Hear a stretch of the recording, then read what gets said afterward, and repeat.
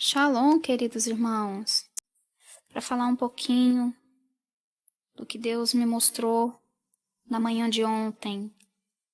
E eu não posso deixar de anunciar, irmão, não posso deixar, irmãos, de falar o que Deus tem me mostrado, as coisas que o Eterno tem me revelado, para que a gente venha se despertar. E eu quero contar detalhadamente a visão do arrebatamento que eu tive. Para você que tem dúvida de que o arrebatamento é antes ou depois da grande tribulação, eu dormi sentada a ponto de virar na cama, porque eu havia dormido pela manhã, estava buscando a presença de Deus, e acabei dormindo tarde demais, e tive essa visão no período da manhã, irmãos. E é algo muito sério que eu vou falar aqui. De antemão eu já quero te avisar. Pessoas que ficarem, igreja, pessoas cristãs que ficarem na grande tribulação, irmãos, não vai ser fácil. Não vai ser fácil. As pessoas não têm acreditado. A palavra tem sido pregada. O grito da meia-noite tem sido pregado, irmãos. E ali, por 25 minutos, que foi exatamente o que eu dormi. 25 minutos eu tive uma visão que foi no profundo. Tá?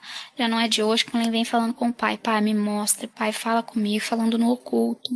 Sabe, quem me conhece, me tem lá no WhatsApp, sabe que às vezes eu dou uma sumida porque eu vou para oração, eu vou buscar o Senhor. E o Senhor, ele sempre tem resposta para aqueles que o buscam. E dormi e sonhei que eu estava em um culto no lar, em uma casa. E de repente, irmãos, a gente cultuando, louvando. Eu estava um crente morno, dispersa, não prestava atenção no culto, não adorava com intensidade ao Pai. Eu estava preocupada com o mover, com as crianças, com o barulho das crianças que estavam brincando naquele culto, no sonho. E de repente, do nada, sumiu. Mais ou menos 80% daquelas pessoas que estavam no culto com a gente sumiu. E eu olhava e dizia, foi o arrebatamento que aconteceu. Tava eu, meu esposo e algumas pessoas ficavam. E no sonho é tão interessante que o Senhor fazia eu entender que eu havia ficado para eu sentir o que as pessoas iriam sentir quando elas ficassem no arrebatamento da igreja.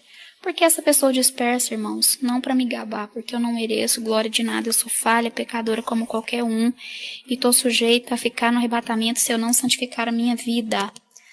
Mas o Senhor me permitiu no sonho que eu ficasse para que eu viesse entender a sensação das pessoas. Daí, queridos irmãos, eu dizia para aquele grupo de irmãos, falava, irmãos, nós precisamos nesse momento nos unir e encontrar o máximo de pessoas possíveis que ficou e falarmos que Jesus voltou. Tá. Dali, queridos, a gente foi para a rua para encontrar o máximo de pessoas possível. E a gente parou de frente de uma igreja, de uma denominação, e o pastor saía ali pro lado de fora com alguns obreiros, a igreja em alvoroço, algumas pessoas chorando, algumas pessoas de cara fechada, e o pastor de cara meio amarrada, e eu dizia para ele, pastor, o senhor pregou que Jesus ia voltar depois da grande tribulação. Olha só o que aconteceu. O Senhor perverteu muitas almas porque as pessoas estavam esperando a manifestação do anticristo e essas pessoas viveram de qualquer jeito. Quantas pessoas estavam bebendo, fumando, pessoas estavam na pornografia, na fornicação, estavam na prostituição, escondido, pastor, porque o Senhor pregava que a igreja ia passar pelo período da grande tribulação. Mas veja bem, a igreja foi arrebatada, pastor, e agora o que o Senhor vai fazer? Aí aquele pastor não dava atenção para mim, entrava dentro do carro e de umas 20, 30 pessoas, ficava ali comigo 5 pessoas e mais o grupo daqueles irmãos que havia saído comigo daquela casa. Então a gente saía dali e começava a chover e eu dizia, irmãos, não podemos parar, agora é a hora de começarmos a anunciar. De repente começava a ficar estranho o ar, o ambiente começava a ficar estranho, começava a ficar pesado. A gente começava a tentar falar da palavra. Quando a gente ia falar Jesus voltou, a gente falava Jesus voltou. A voz não saía, a boca ficava pesada, irmãos. A gente não conseguia falar que Jesus havia voltado. Aí quando a gente parava no caminho e ia conversar uns com os outros e falava meio que em códigos, falava, ele veio, ele levou os seus, aí saía e fluía, mas quando a gente tentava falar da palavra, tentava falar que Jesus arrebatou a igreja, era difícil. Então, por um momento, eu disse para aqueles irmãos, vamos fazer uma oração, porque está difícil, as palavras não saem da nossa boca. E a gente dava as mãos ali e começava a fazer uma oração, e a oração saía toda enrolada. Os irmãos iam orar, Senhor nosso, de Deus, saía aquela coisa assim pesada e as pessoas não conseguiam falar, as pessoas não conseguiam se dirigir aos céus em oração. Hoje essa oração que você faz aí livremente, que você ora no teu quarto, você tem até preguiça de orar, irmãos. Misericórdia, queridos, misericórdia. As pessoas estão pensando que na grande tribulação vai ser fácil. Haverá uma operação do erro, um engano. Demônios serão soltos, irmãos, para atormentar as pessoas. Demônios vão se materializar em formas de pessoas para iludir e enganar aqueles que ficarem, que não deram valor na verdade, assim como está escrito no versículo 9 e no versículo 10 de 2 Tessalonicenses capítulo 2. A esse cuja vinda segundo a eficácia de Satanás, com todo o poder e sinais de prodígios de mentira, e com todo o engano da justiça para os que perecem, porque não receberam o amor da verdade para se salvarem. Eles o quê? Não receberam o amor da verdade para se salvarem. Por isso Deus lhes enviará a operação do erro para que quê? Para que creiam a mentira. As pessoas vão acreditar na mentira, irmãos. Por quê? Porque elas não deram valor na verdade para serem salvos. Então elas vão ser iludidas por Satanás. Satanás vai iludir as pessoas. Elas vão acreditar na mentira. É o que a palavra está falando e é o que o Senhor me revelou no sonho. Aí a gente tentava fazer aquela oração embaraçosa e quando ia falar de Jesus, não saía a palavra, não saía o nome. A gente tentava dirigir aos céus e saía uma palavra misericórdia. Quando falava misericórdia, parece que vinha aquela luz, aquele alívio, mas foi muito rápido o alívio, de repente veio todo o peso no estômago de novo. Sabe quando você está com muita fraqueza, você não tem fôlego para você pronunciar uma palavra ou para gritar alto? Ou quando você toma um susto muito forte que a sua voz não sai? É exatamente esta sensação que eu senti no sonho ao tentar pregar o evangelho, ao tentar falar da palavra de Deus. Queridos, o Espírito Santo é que nos dá força para pregar a palavra, porque a Bíblia diz que o Espírito Santo estaria conosco, com quem? Com a igreja, até que aquele que o detém seja, saber que o detém, até que ao seu tempo seja tirado. Ele vai ser retirado da terra e a igreja também. Jesus, quando ele foi para o Pai, ele prometeu dizendo, eu estou indo para o Pai, mas eu vou enviar o Consolador e ele vai estar com vocês até que tudo seja consumado. Ou seja, o Espírito Santo está com a igreja com o Espírito Santo. É uma união inseparável, irmãos. A igreja sai, o Espírito Santo sai. A igreja está, o Espírito Santo está. Daí, irmãos, uma pessoa virou para mim e disse, Fran, nós estamos cansados. Não é assim que se prega a palavra. Vamos ter sabedoria para pregar a palavra. E me vinha aquela coisa. E eu dizia para aquele irmão, você teve a vida toda, e isso com muito esforço no abdômen para sair, para conseguir falar. Você teve 30 anos de evangelho, agora você está me dizendo que 7 anos é difícil para você? Se você não der o seu sangue, se você não der a tua cabeça, você vai perder a ação. Eu falava para ele. E ele começava a chorar e eu dizia, agora vamos. E começava a chover. E de repente começava a sair som dos postes, do ar, sei lá de onde que saía som. E era aquela voz pacífica, entre aspas, do anticristo, já pronunciando o que havia acontecido. E muitas casas abertas, sem ninguém, televisões ligadas, carros parados no meio da rua, aquela confusão tremenda. Havia sons para todo lado e de repente começava o pronunciamento do anticristo e ele começava a dizer que os seres inferiores haviam sido retirados da terra e que agora a terra ia evoluir e que agora a terra iria prosperar, porque esses seres inferiores, que no caso era a igreja, não deixava a terra prosperar. Daí pronto, irmãos, eu dizia, essa é a voz do anticristo, e as pessoas que estavam comigo, algumas ficavam pasmadas, algumas ficavam assim, boquiabertas e diziam, é verdade, e eu falava, larga de ser, deixar levar. No som eu ficava até irada, falava palavras pesadas e dizia, não se deixem levar por esse vocês não tá vendo que é o anticristo que tá falando, é o anticristo, é ele que veio seduzir, é o poder de Satanás que tá operando no mundo, não creia, não creia. E começava aquele pronunciamento sagaz do anticristo, ele dizia que a terra agora ia prosperar. Daí a gente saía dali, irmãos, e ia para continuar na calçada, e algumas pessoas iam voltando para trás, algumas pessoas iam saindo do meio do nosso grupo, a ponto de não ficar quase ninguém, sabe, irmãos? A ponto de não ficar quase ninguém.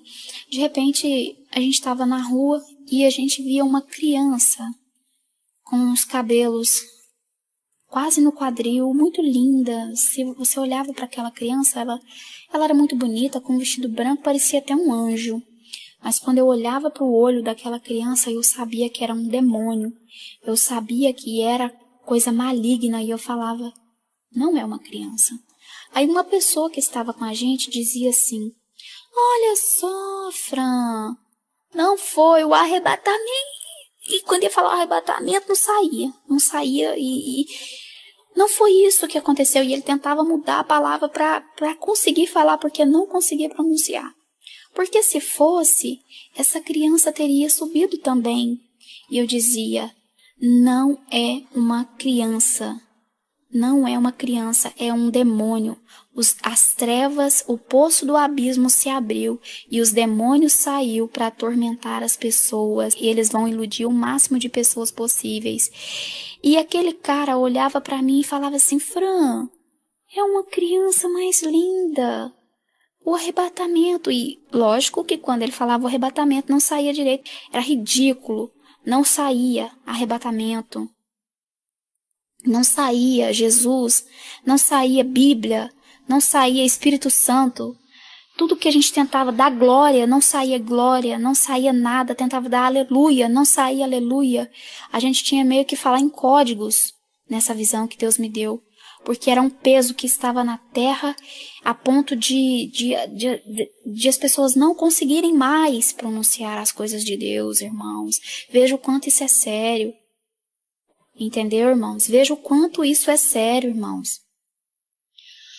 Daí pronto, aquele irmão pegava na mão daquele demônio que se materializava em forma de criança e virava as costas, irmãos. E virava as costas. E eu falava, se foi. Ele se iludiu, ele ficava cego. É como se ele tivesse ficado hipnotizado por aquela criança. Daí pronto, a gente saía dali e ia para o meio da cidade.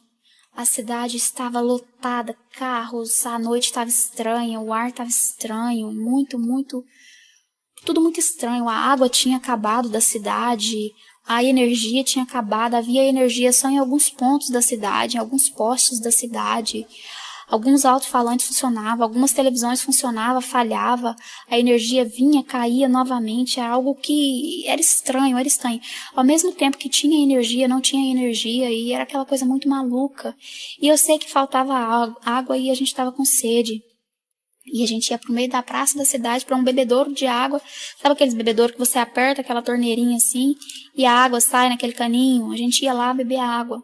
Quando chegava lá, tinha um homem vigiando aquele bebedouro de água para racionar a quantidade de água que era distribuída para as pessoas, porque não tinha água suficiente para todos beberem.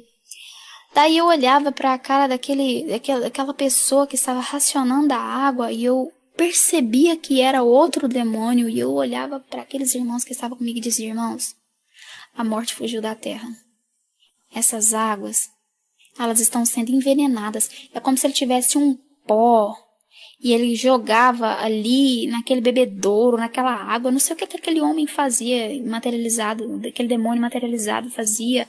Aqueles cristãos que bebiam água, eles passavam mal na hora e caía se contorcendo no chão. E eu e alguns irmãos diziam, vocês foram beber dessa água, as águas estão envenenadas, não poderia ter bebido dessa água.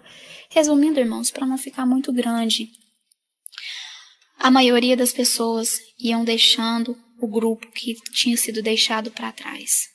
A maioria das pessoas eram iludidas pelo poder sedutor de Satanás que se materializava em forma humana e iludia grande parte.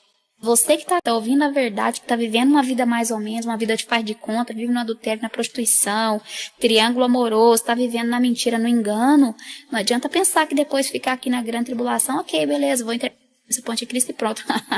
Vai vendo, o anticristo vai enganar todo mundo, vai ser pego facilmente pela marca da besta, vai ser pego facilmente. As pessoas não conseguiram ficar sem gasolina quando teve problema. Não conseguiu ficar sem gasolina, vai conseguir ficar sem comer, sem beber? Tá aí pensando que a grande tribulação vai ser mamão com açúcar? Queijo com goiabada? É só você ir pro monte, beleza?